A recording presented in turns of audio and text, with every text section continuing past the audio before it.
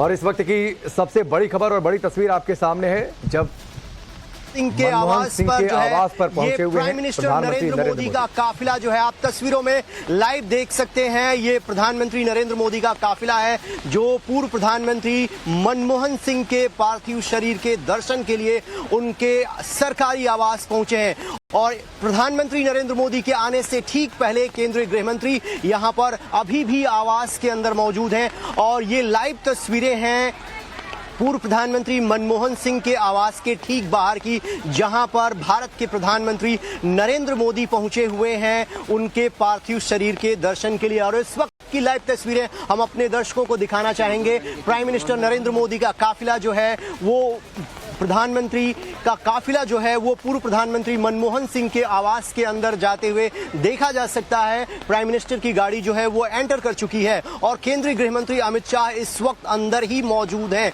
तो एक एक करके आप देखिए मनमोहन सिंह का जो व्यक्तित्व रहा है वो इस तरीके का रहा है कि सभी पॉलिटिकल पार्टियों के नेता उनको अपना सम्मान देने के लिए, उनके पार्थिव शरीर के अंतिम दर्शन करने के लिए उनके आवास पर पहुंच रहे हैं। और ठीक 11 बजे मोदी ने अपनी कैबिनेट बुलाई है और कैबिनेट जो है वो कॉन्डोलेंस मैसेज वहां से पास करेगी।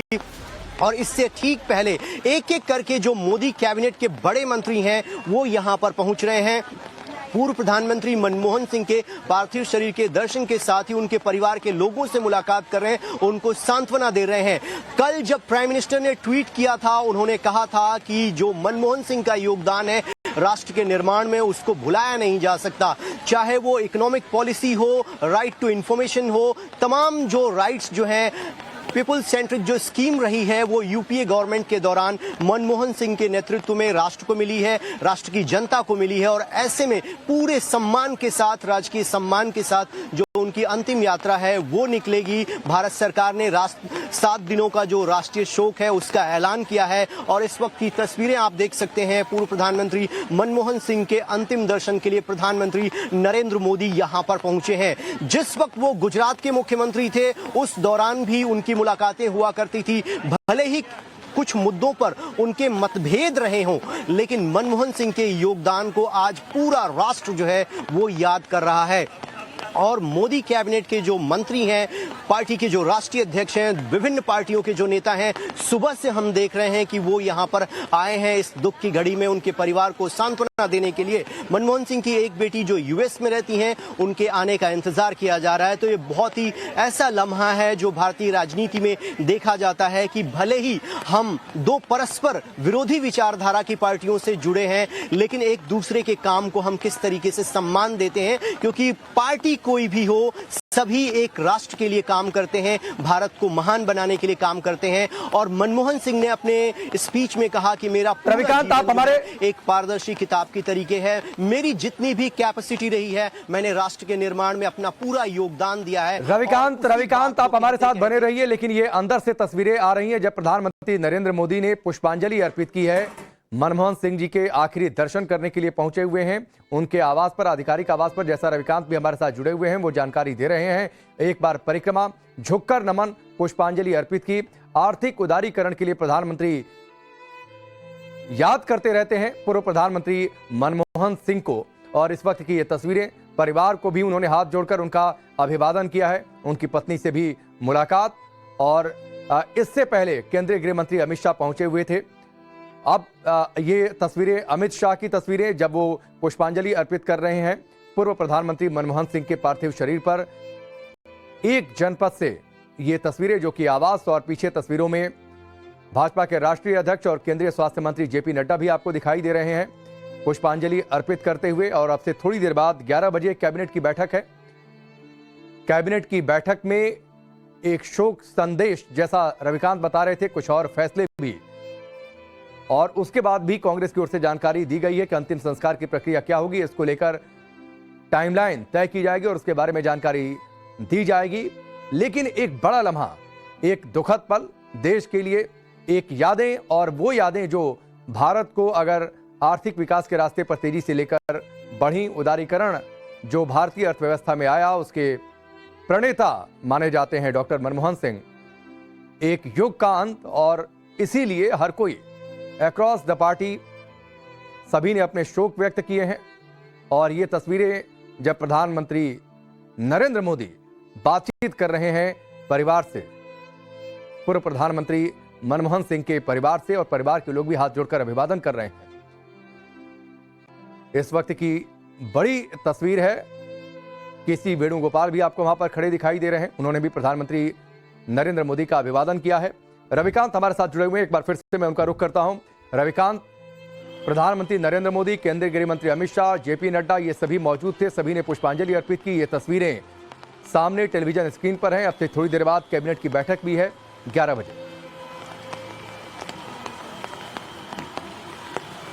बिल्कुल राकेश, और एक वाकया याद आता है, संसद भवन में डिबेट हो रही थी और प्रधानमंत्री अभी जो मौजूदा प्रधानमंत्री हैं नरेंद्र मोदी, उस वक्त गुजरात के मुख्यमंत्री हुआ करते थे, और लीडर ऑफ ऑपोजिशन जो है लोकसभा में सुषमा स्वराज हुआ करती थी।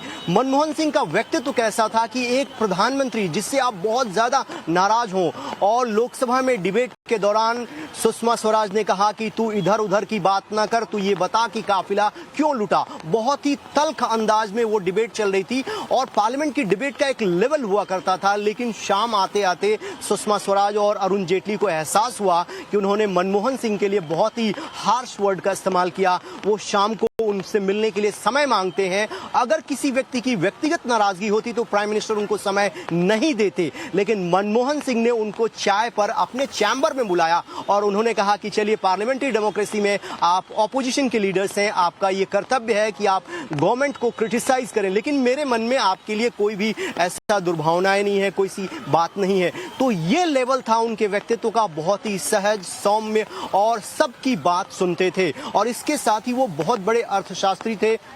चाहे बैंकों का रिफॉर्म हो, राइट टू इंफॉर्मेशन हो, मनरेगा जैसी बड़ी स्कीम जहां गांवों में लोगों को 100 दिनों के रोजगार की गारंटी दी, बहुत सारी ये जो ब्रेन चाइल्ड योजनाएं होती हैं, और वो मनमोहन सिंह ने अपने कार्यकाल में इंप्लीमेंट की। इसीलिए आप जो तस्वीरें देख रहे हैं राकेश, ये ऐसा बहुत कम होता है कि दूसरी पॉलिटिकल पार्टी का राष्ट्रीय अध्यक्ष मौजूद हो, उसी पार्टी का प्राइम मिनिस्टर भी मौजूद हो, उसी पार्टी का जो गृह मंत्री है वो भी यहाँ पर मौजूद। आप देखिए, इस वक्त की तस्वीरें दिखा रहे हैं प्राइम मिनिस्टर नरेंद्र मोदी। तस्वीरों में आप देख सकते हैं यहां पर पूर्व प्रधानमंत्री मनमोहन सिंह के पार्थिव शरीर पर पुष्पांजलि अर्पित करने के बाद उनका जो काफिला है वो इस वक्त यहां से निकल रहा है। और यहां से ठीक निकलने के बाद 7 LKM 7 लोक कल्याण मार्ग पर कैबिनेट की बैठक बुलाई गई है, जहां पर पूर्व प्रधानमंत्री मनमोहन सिंह को श्रद्धांजलि पहले तो कैबिनेट अदा करेगी, और एक कॉन्डोलेंस का जो मैसेज होता है,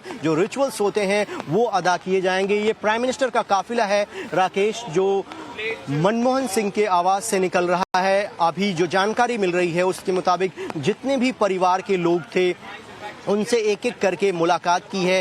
कांग्रेस पार्टी के जो संगठन महामंत्री थे केसी वेणुगोपाल, उनसे भी मुलाकात की है, और उनसे पूछा भी ये गया है कि अगर किसी भी प्रकार की हेल्प की जरूरत है रिचुअल्स को निभाने में, वो आप हमें बताएं, क्या टाइमलाइन है, किस तरीके से आप करना चाहते हैं। तो एक बड़ा हृदय, बड़ा दिल दिखाते हुए सभी लोग, सभी पॉलिटिकल पार्टियों के नेता यहां पर आ रहे हैं। और कहा यह जा सकता है कि मनमोहन सिंह ने अपने पूरे जीवन काल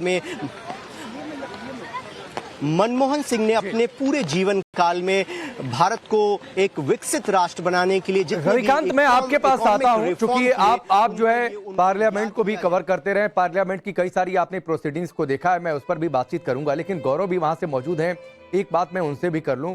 गौरव, हर कोई याद कर रहा है कि डॉक्टर मनमोहन सिंह ने अपने कार्यकाल के दौरान कौन से काम किए, कितने बड़े लेवल पर उन्होंने लोगों के लिए काम किए, सूचना का अधिकार दिया, रोजगार गारंटी योजना, मनरेगा लेकर आए, इन सारी बातों की चर्चा हो रही है, आर्थिक उदारीकरण की चर्चा हो रही है, हर कोई उन्हें याद भी कर रहा है उनके सहज सौम्य व्यक्तित्व के लिए, सहज स्वभाव के लिए। और आज देखिए, दिल्ली का मौसम भी अचानक से बिगड़ा हुआ है, मौसम भी आज जो है शायद अपनी ओर से कुछ संदेश दे रहा है।